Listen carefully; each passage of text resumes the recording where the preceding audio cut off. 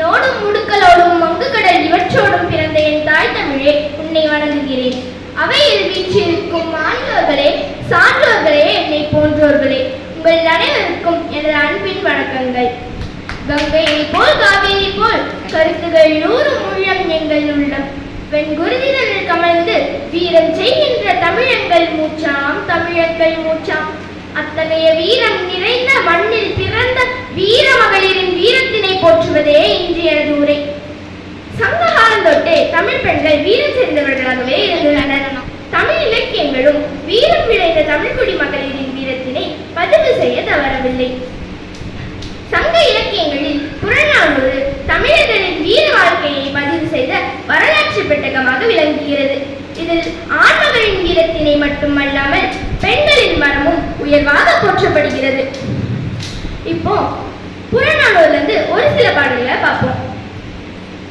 வீரத்தாய் ஒருத்தவங்க கிட்ட உங்க மகன் எங்க இருக்கான் அப்படின்னு கேட்கும்போது அவங்க சொல்றாங்க, என் மகன் ஞாண்டு உளன் ஆயினும் அறியேன், ஓரும் புலி சேர்ந்து போகிய கல்லறை போல.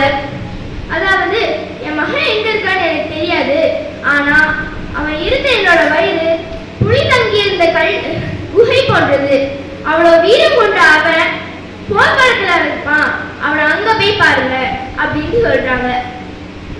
மற்றொரு வீரத்தாயோ தன் மகன் போர்க்களத்தில் புறமுதுகிட்டு இருந்தான் அப்படின்னு கேட்டு, அது மட்டும் உண்மையா இருந்தா அவனுக்கு உயிரமுதூட்டிய திருமுனைய அறுத்தெறிஞ்சிருவேன் அப்படின்னு வீர உரை கொடுக்குறாங்க.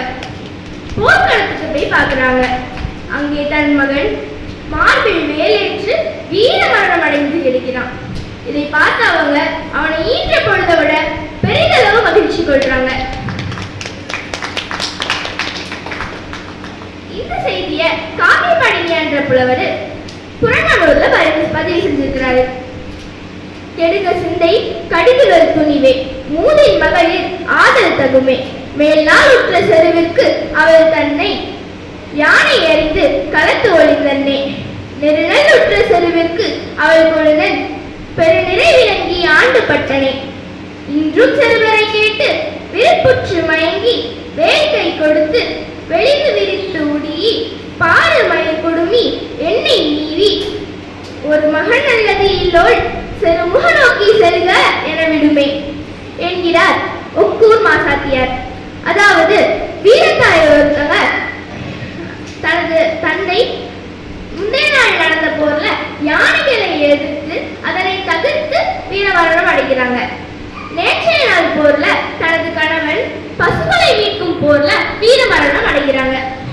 இன்றும் போர் முரசு கொண்ட தனது ஒரே மகனை அழைத்து வெள்ளாடை உடுத்தி தலைமுடிக்கு எண்ணெய் வைத்து சீவி வேங்கை கொடுத்து போர்க்களம் நோக்கி செல்க என அனுப்புகிறாங்க.